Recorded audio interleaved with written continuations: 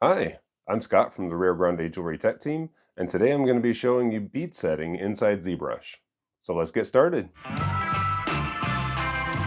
So the type of bead setting we're going to be doing today is more for a production style bead setting. So we're going to be adding stones, of course, and we are going to be adding our own little beads or prongs and a cutter as well to create a seat for the stone. Typically, in a more traditional style of bead setting, you are cutting the seats yourself, you're raising the beads yourself with a graver, and at the end of the video, I'm going to show you how to adapt this technique we're learning in the video for a more traditional style of bead setting. But for this video, we are going to be doing more of a production style. So before we get started, you're going to need a couple of plugins. So in my Z plugin menu, you'll want to install the IMM Draw Size plugin and the Ring Utility plugin. Those can be found at pixelogic.com in their resource center. And in the Z plugin area, you will find the Ring Utility plugin and the IMM Draw Size. You can download them. There is a README document inside each explaining how to install them, and once you restart ZBrush, you're ready to go. So next we're going to need a stone to start off with. So in the Z plugin menu, we are going to use the Ring Utility plugin for this. If you try to bring in a gemstone just on its own, more often than not you will get an error message. It's best if you have some kind of subtool in your scene already and bring the gemstone in that way. So what I'm going to do is, while I have the Ring Utility plugin up, I'm just going to generate a ring. It doesn't matter what it is because we're just going to generate it, bring the stone in, and then delete it. So I'm not going to mess with any of the settings. I'm just going to click Create Ring Base Mesh. And once I have that in there, I can go back to the Ring Utility plugin, open up the Gemstones menu, and start inputting my settings. So we are going to do a round stone. Since bead setting is typically done with smaller, more accent stones, we're going to keep it pretty small. So under dimension, I'm going to key in 1.5 and enter. And I'm going to uncheck on band and then click Add Gemstone Subtool. So now we have our gemstone in our scene. So I can go to the subtool menu and just delete everything that was generated when we created the ring. So I'm going to click that and click delete, and then delete and delete. So we are just left with the stone. Now the first thing I need to do is I need to size this stone, because when you generate a stone in Ring Utility, it automatically names it, in this case round 1.5 millimeters. But that's not necessarily the size it's going to be in our scene. So if we go to the geometry palette and go down to size, you can see that mine came out to be about 0.11 millimeters. So we need to size that up to 1.5. That way, when we use our transpose tool to measure things, everything's going to come out the right size. The whole point of what we're doing with this IMM Draw Size plugin is we want to be able to deposit these stones and prongs and cutters and whatever else we have in here on the surface in the exact size that we want. So in the XYZ, I'm going to key in 1.5 and enter. And now I have my stone. So let's go ahead and check it real quick. So at the top, I'm going to click on Move, Scale, or Rotate to bring up the gizmo, and then I'm going to turn off the gizmo. So I get the transpose line. And now I can snap to one side of the stone, left click and drag, snap to the other side, and check my measurements. And as you can see at the top, mine measurements are not correct. It actually says 19.0458. Now, what is causing that is a scaling slider down here in the export menu. You may have seen this before. It seems to happen with the Ring Utility plugin, but that can affect your measurements. So under the export palette, under this where it says scale, mine says 12.69936. This needs to say 1. So I'm going to click into there, key in 1, and enter.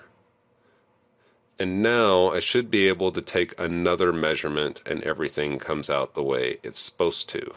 So there we go. So at the top, 1.4997, pretty much a 1.5. So now that we have the stones, we can start adding some prongs to this.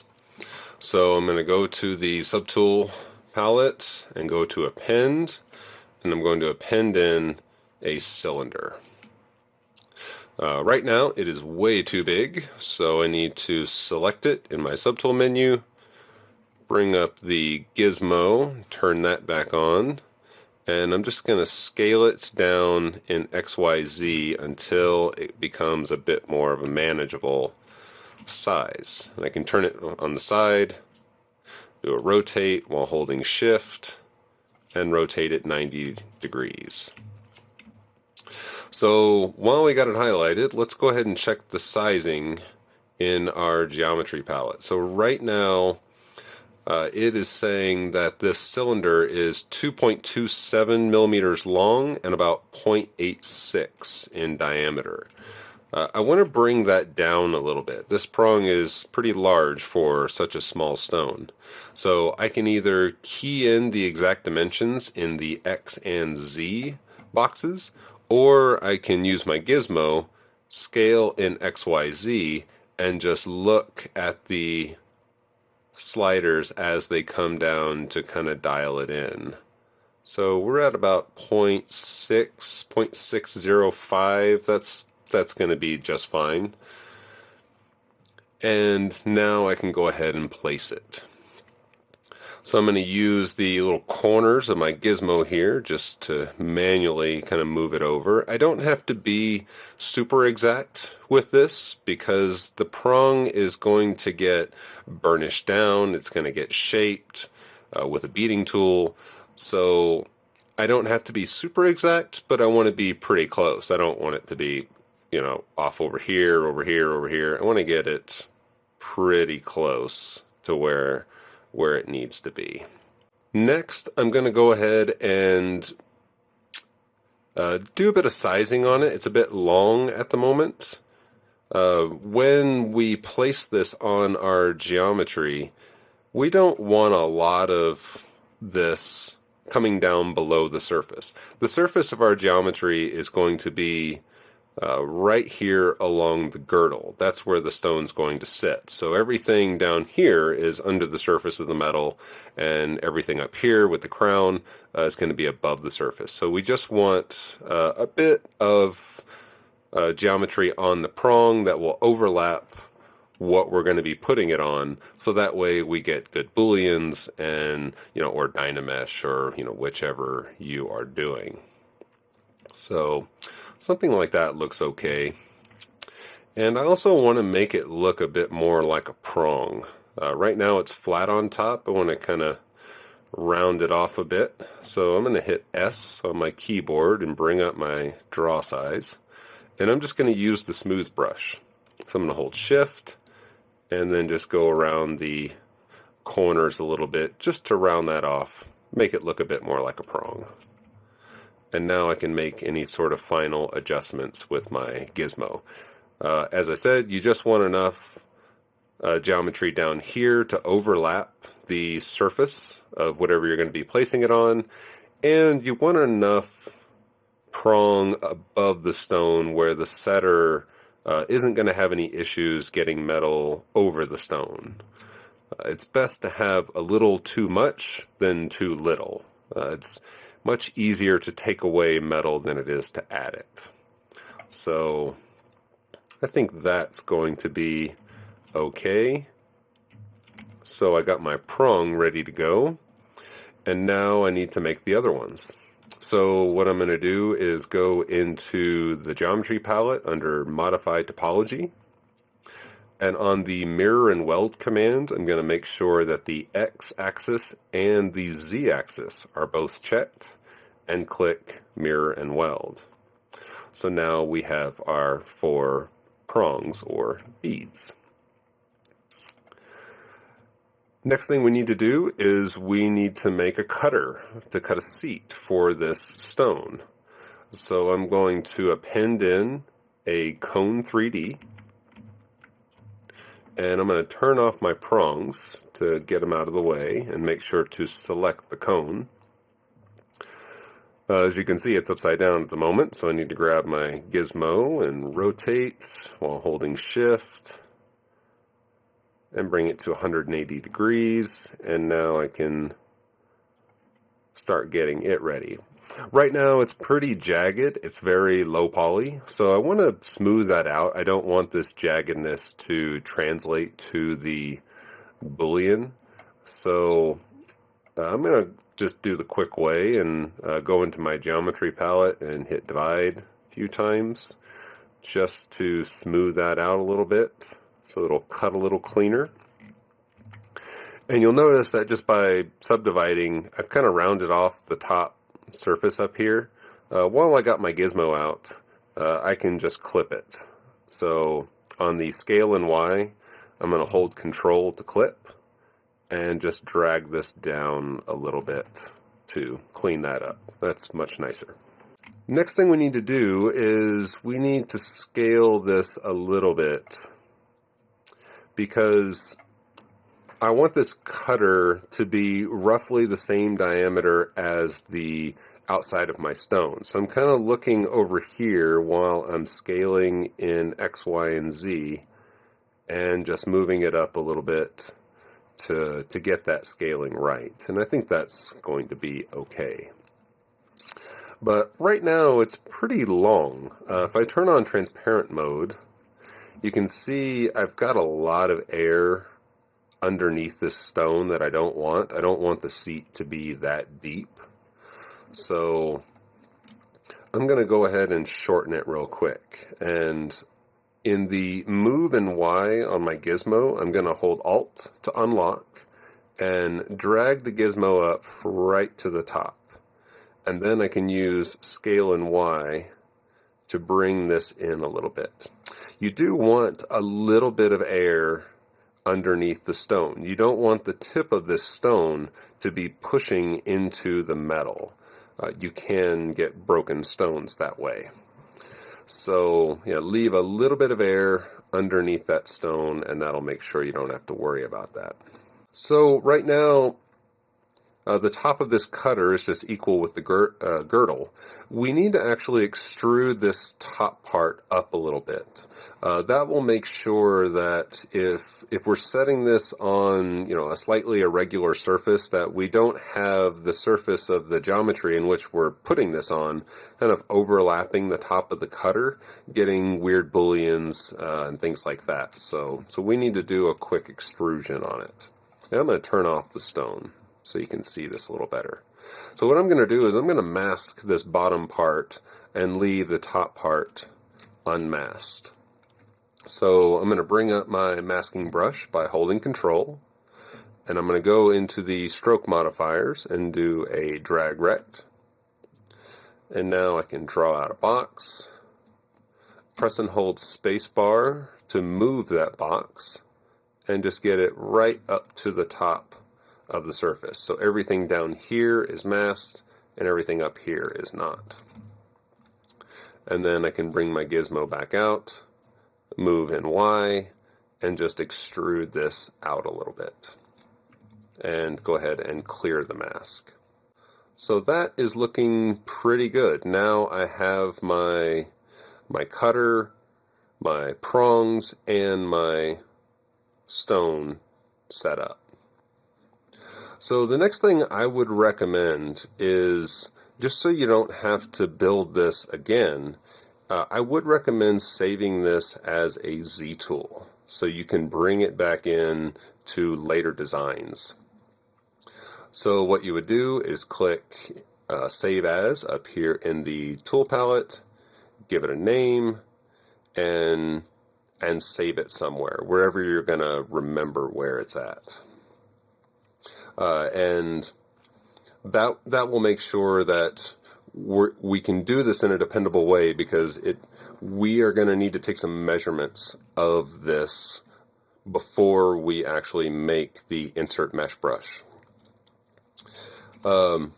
Quick introduction into the insert mesh brush is it looks at the overall dimensions of this. So we're going to be placing this on our model, all three of these pieces at the same time. And the IMM draw size plugin, it looks at the desired millimeter size. So we have a 1.5 millimeter stone in here, but the plugin is going to look at the overall dimensions. So we need to know what those are. So I'm going to go ahead and measure real quick. So I'm going to bring my gizmo back up. I'm going to make sure that my prongs are selected in the subtool menu. And I'm going to turn the gizmo off so I can take a quick measurement. So we're at about 1.89. You can even take a few measurements if you really want to be precise with it. Yeah, 1.903 is about where I need to be. So that is what I'm going to have to plug into my IMM draw size plugin in order to get this 1.5 millimeter stone. So that's the importance of saving this as a Z tool, because when I'm working on my design, my ring, my pendant, or whatever it is, I can bring this combo of the stone, the cutter, and the prongs into my project, size it accordingly, take my quick measurement from prong to prong, and then I have something to input into the IMM draw size plugin and start placing them on my geometry. So now we are done with this. We have saved it as a Z tool, so now we can go ahead and bring in some geometry to put it on. So I'm going to bring in a simple ring with the ring utility plugin. Size, I'm going to leave it size 9. Thickness, I'm going to do 1.8 millimeters. And width, I'm going to do 3 millimeters. And click Create Ring Base Mesh. So we've got our ring in our scene, and I'm going to smooth out the edges a little bit. Just hit subdivide a couple times and get rid of that jaggedness. So now I can go ahead and load in my Z tool. So up in the tool palette, go to Load Tool, navigate to where you saved it, and bring that into your scene. So as you can see, I've got my my cutter and stone and prong here, but I also still have my ring, so I have them both in the same project. So now is the time for any kind of last minute adjustments that you need. I should probably do a quick, there we go, had a little bit of overlapping that I missed there. So before we create the IMM brush, or the insert mesh brush, there's a couple things that we need to do. The way that the insert mesh brush works is it's going to look at whatever subtool you have highlighted, and it will make the brush from that. So right now we have 3 pieces here. We have our stone, prongs, and cutters. We need to merge those together. So I'm going to click on the one on top and go down to merge and merge down. Click OK, and merge down again. So now we have all three of these components combined into one subtool. And don't worry, we'll be able to split them apart later. Final thing we need to do is turn on polyframes. You can see I've got some different polygroups going on here. You can run into issues down the line, especially if you're using like curve mode, if you have different polygroups here. So we need to make sure that this is all one polygroup. That's just going to make sure we don't have any issues down the road. So you can either do a Control W and to make them all one polygroup, or you can go to your polygroups palette and click Auto Groups. Either way is just fine. So now we are ready to create the Insert Mesh brush. We need to orient this in a way where the top here will be facing up. However we have this oriented in our scene when we make the brush is how it will be oriented on the surface. So if I'm looking here from the side, then this side will be facing the top. So we need to make sure to have this, we need to be looking at the top here when we create the Insert Mesh brush, and make sure to hold Shift to snap into that view. So I'm going to go into my brush menu, and I'm going to click Create Insert Mesh. Now you'll get this window asking if you want to append to an existing brush or create a new brush. We want to create a new brush. And as you can see in my brush menu, now I have my prongs and cutters and stone. So now I can head back to the ring.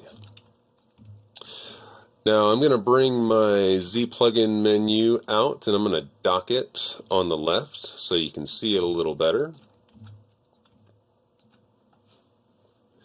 And I'm going to go to the IMM draw size, and I'm going to key in my measurements that I took from prong to prong. Remember, we need overall dimensions, not just the stone by itself. So mine came out to be about 1.904, something like that. And I'm going to hit Enter and click Set IMM Draw Size. Now on my model here, when I left click and drag, you'll see I can keep dragging it out. I don't have any control over what the size is. The way this plugin works is that once you start dragging out the stone, press and hold Control, and now it will snap to that size. And then I can drop it, and now it's on my geometry. But there's one thing that you may have already seen that we forgot to do. So if we look at it from the side, you can see that it just dropped this combo right on the tip, right where that geometry is touching the surface of our ring. So we need to actually embed this down in a little bit. So I'm going to Control Z to undo that, and I'm going to go up to my brush menu and click on Depth. And you'll want to play with this embed slider. That's what's going to embed that geometry into the ring. And usually I'm at about -12 or so. So now I'm going to do it again. I'm going to left click and drag, hold Control so it snaps to the right size, and drop it. And now you can see that is actually embedded in the surface there. So if you need to add multiple stones, like say I want to have a small little cluster of stones. Now when I go to left click and drag over here and I hold Control, maybe I want those stones to butt up against each other a little more. And right now I can't move it, all I can do is just spin it. Well, if you press and hold spacebar as well, now I can move that wherever I want and kind of butt those two up together. And do the same thing over here. left click and drag, hold Control, hold spacebar, and drag that into place. So that's how you can kind of create different combos. That's just with a single stone.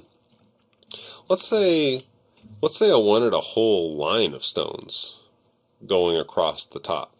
Sure, I could actually put them in all individually and adjust orientation and so forth, but there is a quicker way of doing it.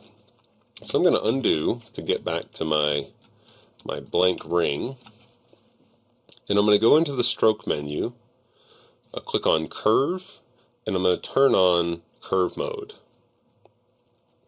If you're going to be using curve mode, always make sure to click the Set IMM Draw Size button again. That if you find your stones are not coming out to the correct size, just get in the habit of clicking that button quite a bit. It will change depending on whether you are in curve mode or just putting in a single stone. So now I can just draw a line and place stones all along that curve. Now, a couple things about using this in curve mode. So you can see this curve that I just drew is still there, and when I mouse over it, my cursor turns blue and I get this little green circle that's following me along the curve. So that allows me to make adjustments. So in my stroke menu, you can see I've got Bend Start on. So here's the start of my curve, and if I click here, it moves the whole thing evenly, moves it all together. Now as I start to move down this line and start clicking around, that start point is locked into place, but everything after that is moving. So you can make some fine-tuned adjustments to your stones after the fact. But one thing you will want to be careful of is that if you move it too much, you can find that these stones out here on the end start to actually raise up. So just be careful with that. Feel free to play around with some of these settings. You can actually lock down the start as well as the end with, bend start and bend end. And there's also some fun to be had with elastic and liquid, just to, for more freeform types of configurations. Now you can also pair this with another command to get a much straighter line. I'm actually using a mouse and keyboard at the moment, so as you can see, my line kind of wavers a little bit. It's not perfectly straight. So I'm going to undo until I get back to my original ring. And I'm going to hold Shift. So when I left click and drag and hold Shift, you can see I'm getting a bit of weirdness here. Because normally when you hold Shift, it draws it in a straight line. So that's not what I want. So if you start experiencing the same thing, this will just depend on the type of geometry that you are working with. Check out you also have curve functions and curve modifiers. So if you go into curve functions, I'm going to turn all of these options for border, polygroups, increased edges, and now I'm going to try again. So I'm going to left click and drag, hold Shift. See, it's kind of locking it to a straight line, and release. And now I can keep that perfectly straight, exactly the way that I want it. Another thing you can adjust as well is the spacing between the stones. So in the curve menu under curve step, allows you to actually adjust that spacing. So I'm going to bring this down to say 0.8 and start again, hold Shift, drag this out and drop it. So now you can see those prongs actually overlap quite a bit more than before. So you can play around with that if you want the spacing to be a little different. That is completely up to you. So one thing to be aware of too is that this curve here, you can only adjust it if this was the last command. Let's say that I go over here, maybe draw something out. Whoop. Let's draw something like that. You'll see the curve goes away. So just make sure to make any adjustments to the stones while you have that curve around before you proceed. So let's say I've got this exactly where I want it. I'm going to go ahead and clear the mask, because when you use insert mesh brush, it automatically will mask everything else. And you'll notice in my subtool palette over here that there were no new subtools created as we were doing this. What's happened is it's actually added it to this ring subtool. So in order to do our booleans, we need to separate all of this. And the way we're going to do that is by going down to split, and we're going to click on split to similar parts and click OK. So now it has looked at all of these things, the ring, the prongs, the cutters, and the stones, and it's separated them all out and grouped them all together. So now you can see I have a subtool for my prongs, I have one for my cutters, my ring, and the stones. So now I can go ahead and check the seats and make sure that those are going to look okay as well. So I've got the ring here, and I've dragged the cutters below it. So I can turn on the boolean to start right at the ring, set the cutters to boolean subtraction, and then turn on live boolean. So let me turn off the stones. So there are my seats, already ready to go. And if you wanted to even add a bit of a cutter here as well, on top of your stones and your prongs and things like that, that's where you can really get creative with it. Anything that you add to that combination of stone, prong, seat will be transferred on as an IMM brush as well. So that would be a possibility to add that in. So that's looking pretty good at the moment. But the last thing I want to do is I want to confirm that everything came out the way it was supposed to. So let's take some measurements. So I'm going to turn my stones back on, and I'm going to make sure they're selected in my subtool menu. So let's bring out the gizmo. I'm going to turn off the gizmo to get the transpose line. And I'm going to take a measurement, so from one side to the other side, and I have a 1.4911, effectively a 1.5. More often than not, when you buy stones like that, you buy some 1.5s, you're going to have some 1.47s, you're going to have some 1.52s in there, so very rarely are small stones like that calibrated to a certain size. So you have some wiggle room in terms of your size. But that's pretty much it as far as using these IMM brushes. Now, I was going to address if you wanted to do this for a more traditional style of bead setting. So what you could do in that situation is when you're creating your kind of combo here, you're not going to need prongs because the beads are raised with a graver. But what you could do is actually have a cylinder or some kind of piece of geometry that will just mark the location of that stone.